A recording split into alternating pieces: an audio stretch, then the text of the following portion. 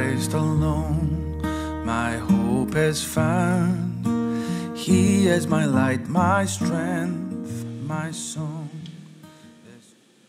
Bonjour frères et sœurs, nous continuons à vouloir mieux comprendre la Bible et de voir aussi les richesses qui se trouvent dans le livre de Lévitique. Je vous dirais que plus que je regarde pour pouvoir vous apporter ces choses, et plus que je puise des richesses de ce livre. Je comprends pourquoi pour certains, oui, pour certains, ce livre, c'est un des plus beaux livres de la Bible. Parce qu'ils voient à quel point que ce livre est rempli de connexion avec le reste de la parole de Dieu. Comment justement Dieu n'a pas juste parlé dans seulement le livre de Romains. Non, il a parlé à travers la totalité de la parole. Donc, nous arrivons maintenant au chapitre 11, les animaux purs et impurs. Et encore là, on a tendance à extrapoler, à sortir des idées modernes, parce qu'on est rentré dans le texte, puis on dit des choses comme, c'est pour la salubrité que Dieu établit certains animaux purs et impurs. C'est pour la santé. Si certains animaux ne sont pas santé pour notre corps. Pas ça que Dieu dit, bien pas du tout. Depuis le verset 4, il va commencer à dire et répéter énormément, vous le regarderez comme impur. Impur dans le sens souillé, dans le sens spirituellement parlant, ceci, c'est contradiction à moi. Moi, je suis saint, ça c'est souillé. Mais ils sont en train de gratter la tête et disent, pourquoi Dieu l'a exprimé? C'est un rappel que ce que Dieu a dit vient de lui et donc, à cause qu'on l'aime et on le croit, on l'écoute. À place de questionner, de dire, ouais, mais Dieu a dit, c'est impur. Le peuple est appelé donc à dire, on te croit et on va obéir. Même chose pour nous. N'est-ce pas riche? Mais à la fin de ce chapitre, voici ce que Dieu dit. Ne rendez point vos personnes abominables par tous ces reptiles qui rampent. Ne vous rendez point impurs par eux. Ne vous souillez point par eux.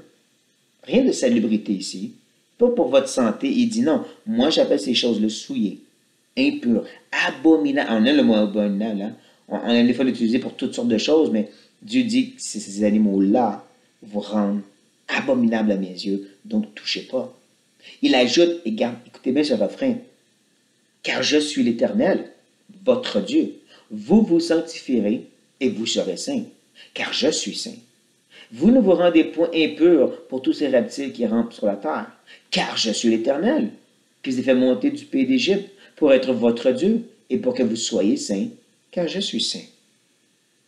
Dieu dit, je suis saint, j'exprime que ceci, donc, c'est la façon d'être saint, et ceci est la façon d'être dans la souillure, l'impureté, et je dis, touchez pas. Et nous disons, Amen Seigneur, je t'obéis. Parce que toi, tu es dans la lumière et tu dis que c'est là la lumière et je ne veux pas questionner, mais je vais être dans cette lumière. J'aime justement le fait qu'il dit que c'est à cause qu'il est l'Éternel et que ceci, c'est la sainteté. Voici pourquoi ces règles existent. Arrêtons d'ajouter des raisons. Dieu dit c'est parce que je suis saint et j'exprime que ceci est saint. Point. Oh, que c'est dur pour nous d'entendre ça. Mais c'est absolument nécessaire. Ça, c'est quelque chose qui lui revient dans le livre de Lévitique.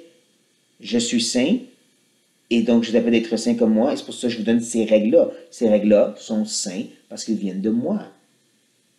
Et comme je dis, ceci s'applique à nous, maintenant dans le Nouveau Testament. Il y a plein de choses que Dieu dit, on a tendance à voir résister et questionner. Mais non, mais Dieu dit ça, c'est saint.